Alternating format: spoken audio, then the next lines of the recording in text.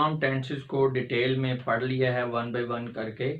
अब हम इन टेंसेस के कंपैरिजन को ज़रा समझने की कोशिश करेंगे। कंपैरिजन इसलिए कि जब आप चीज़ों को कंपैरेटिवली स्टडी करते हैं, एक तो उनकी समझ बेहतर आती है, ठीक है, अंडरस्टैंडिंग आपकी अच्छी डेवलप होती है, कन्फ्यूजन जो हैं वो आपकी क्लियर हो जाती हैं, भूलते नहीं आप, और वो आपको मेमोराइज हो जाती हैं चीज़ें। तो इसलिए टेंसेस पहले मैंने आपको पढ़ा दी हैं 12 टेंसेस। अब हम आखिर में इनका कंपैरिजन स्टडी करेंगे, और कंपैरिजन भी दो तरह का होगा, एक स्ट्रक्चर वाइज होगा और एक टेंस वाइज होगा। तो मैं आपको बताता चाहूँगा साथ साथ। तो अभी ये स्ट्रक्चर वाइज कंपैरिजन से हम स्टार्ट कर रहे हैं। तो इस स्लाइड को शामिल करते हुए 6 स्लाइड्स होंगी टोटल। तो पढ़ाने की तो मुझे ज़रूरत नहीं है, क्योंकि टेंसेस को पढ़ा तो मैंने आपको दिया डिटेल में। अभी जस्ट आप जो है इन स्लाइड्स का स्क्रीनशॉट्स ले लेंगे और उनको देख लेंगे, सेव कर लेंगे, समझ लेंगे, बार बार उनको देखते रहें। अगर किसी चीज़ की समझ नहीं आ रही तो आप पीछे जाके, ठीक है, जो पिछले वाली वीडियो है उनमें जाकर उस टेंस को स्टडी कर सकते हैं डिटेल में। तो यहाँ पे मेरा ख्याल है मुझे स्टडी करवाने की ज़रूरत नहीं है। मैं तो करवा दूंगा, लेकिन आपका टाइम वेस्ट होगा, क्योंकि आपने जो चीज़ें पढ़ ली हैं वही हमने बार बार रिपीट करेंगे, तो वो बेहतर नहीं है। तो जस्ट स्लाइड चेंज होती जाएगी और आप उनको सेव करते रहें। फॉर्मेट मैं आपको समझा दूंगा। अभी चल रहा है स्ट्रक्चर वाइज, तो इसका फॉर्मेट मैं आपको भी समझा दूंगा। उसके बाद जो है, इसके बाद 5 स्लाइड्स चेंज होंगी। थोड़ा थोड़ा टाइम आपको देंगे, आप उसका स्क्रीनशॉट लेते रहें।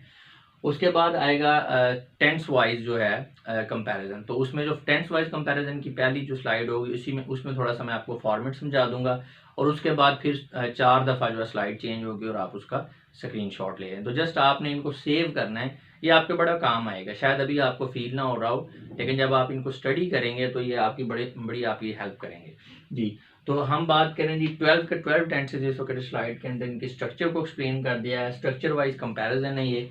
यहाँ पे ये टेंसेज हैं प्रेजेंट, पास्ट एंड फ्यूचर, और फिर आगे उनके जो होती हैं मजीद जो है, यानी 4 टेंसेज होते हैं ना हर एक ज़माने के।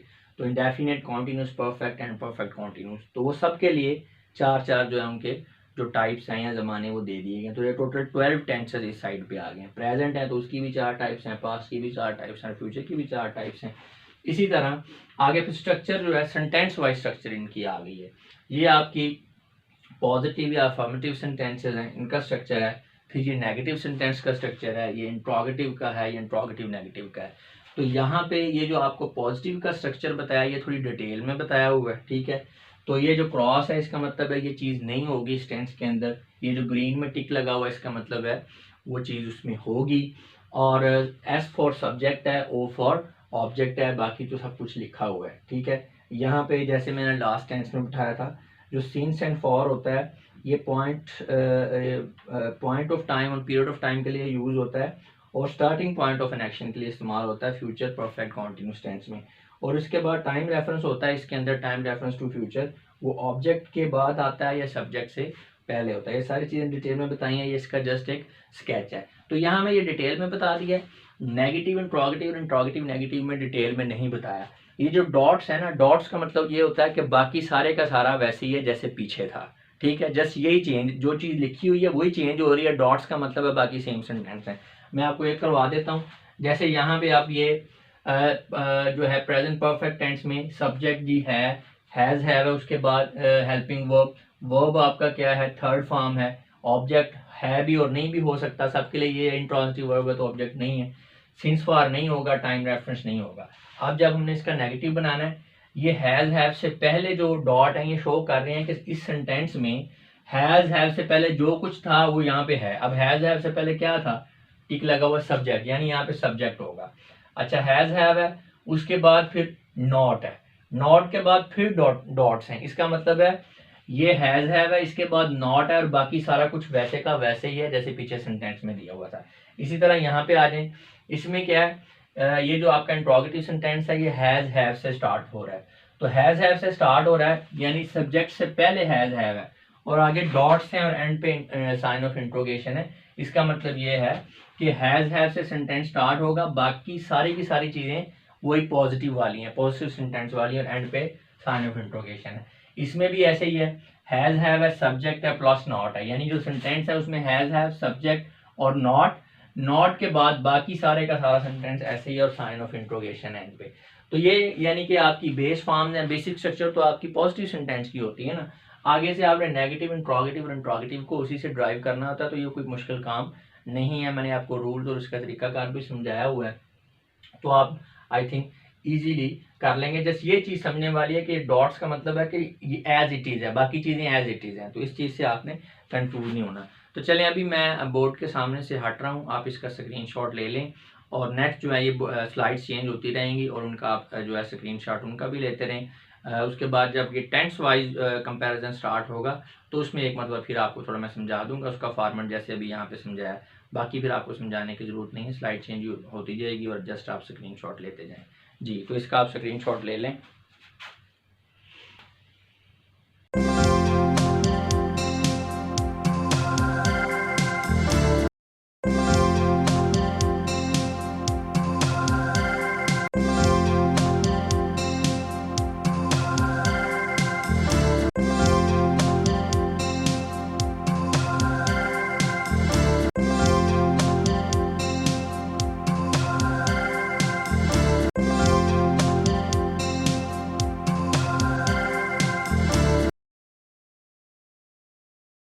व्यूअर्स, इस वीडियो से पहले हमारा जो स्ट्रक्चर वाइज टेंसेस का कंपैरिजन हम कर रहे थे वो ख़त्म हो गया है। उसमें हमने एक इंट्रोडक्टिव वीडियो दी, उसमें मैंने आपको बताया कि हमने किस तरह से काम करना है, और उसके बाद फिर 4 से 5 स्लाइड्स थी। और अभी हमारा टेंस वाइज जो है वो कंपैरेटिव एनालिसिस अब हम करेंगे तमाम टेंसेस का।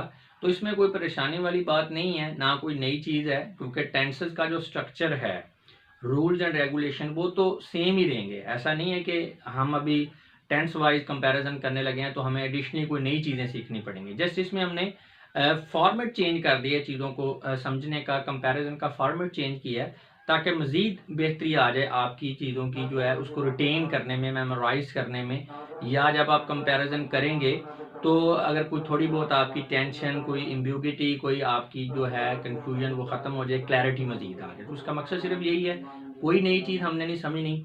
उसी तरह से हमारा यही है कि हमारे जो तमाम टेंसेस हैं और हमारे सेंटेंसेस की टाइप्स हैं, पहले हमने क्या देखा था स्ट्रक्चर वाइज में, इधर हमारे सेंटेंसेस की टाइप थी positive, negative, interrogative and interrogative negative, और इस साइड पे हमारे टेंसेस थे। तो अब हमने क्या किया है, हमारे टेंसेस यहाँ पे आ गए हैं, प्रेजेंट, पास्ट एंड फ्यूचर। ये जो हमारे कॉलम्स हैं ये हमारे टेंसेस को रिप्रेजेंट कर रहे हैं, और ये जो हमारी रोज हैं ये सेंटेंसेस की टाइप्स को ज़ाहिर कर रही हैं। जैसे कि इंडेफिनेट है, कॉन्टिन्यूस है, परफेक्ट एंड परफेक्ट कॉन्टिन्यूस है, और हर एक में फिर आगे positive, negative, interrogative and interrogative negative sentence है। तो इस तरह से इसमें अब बेहतरी जो आपका कह लें कि बेनिफिट क्या है, क्यों ये जो फॉर्मेट चेंज करने की ज़रूरत पड़ी, देखिए उसमें हम सेंटेंसेस का कंपैरिजन एक्चुअल में देख रहे थे कि आपका जो है एक टेंस है, उसमें उसमें आपका पॉजिटिव कैसे होगा, नेगेटिव कैसे होगा, इंट्रोगेटिव फिर दूसरा। अब यहाँ पे एक ही सेंटेंस के अंदर डिफरेंट टेंसेस का कंपैरिजन है, वो जब आप उसको देखेंगे और इसको देखेंगे तो फिर आपको समझ आ जाएगी।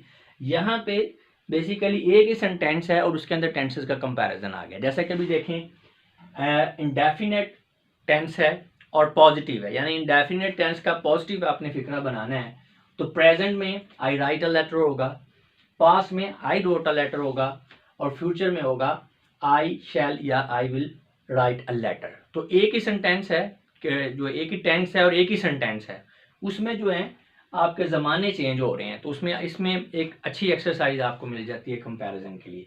एक और एग्जांपल देख लेते हैं, जैसा कि हमारे पास अब ये परफेक्ट कॉन्टिन्यूस में इंट्रोगेटिव नेगेटिव है, तो उसमें देखें have I not writing a letter since morning, तो ये आपका है प्रेजेंट में, प्रेजेंट परफेक्ट कॉन्टिन्यूस।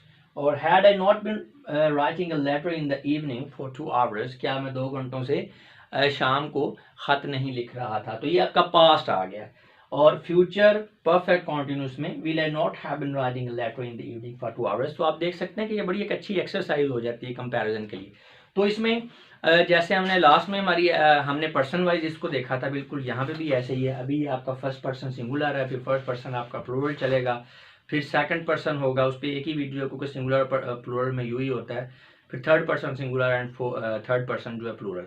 तो ये अब आपको बता दिया है। इसके बाद 4 स्लाइड्स जो हैं वो चेंज होगी, वो स्लाइड्स आपने उनका स्क्रीनशॉट ले लेना है। इसका स्क्रीनशॉट के लिए भी मैंने स्टार्ट में आपको मौका दे दिया है।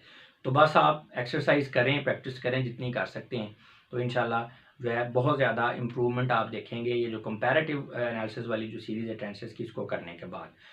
तो चलें स्टार्ट करते हैं।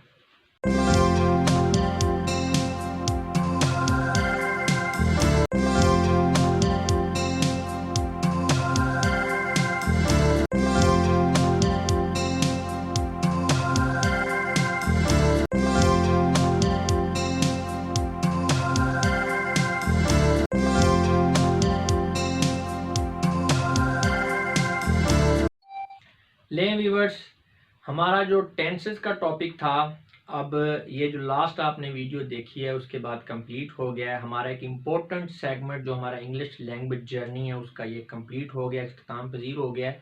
और इसमें हमने पहले आपको बेसिक कॉन्सेप्ट क्लियर करवाया। उसमें आप कह लें कि 12 वीडियोस थी, यानी हर एक टेंस पे एक सेपरेट वीडियोस और 2 मेथोडोलॉजी से हमने आपको सिखाने की कोशिश की। उसके बाद फिर कंपैरिजन वाली सीरीज़ हमने आपको करवाई, जिसमें हमने जो कुछ सीखा था उसका हमने कंपैरेटिव एनालिसिस किया। और वो एनालिसिस भी यानी कंपैरिजन भी 2 तरह से था, एक स्ट्रक्चर वाइज और टेंस वाइज। तो टोटल 11 वीडियोस उनकी बन गई, क्योंकि उसमें एक इंट्रोडक्टरी वीडियो भी शामिल थी।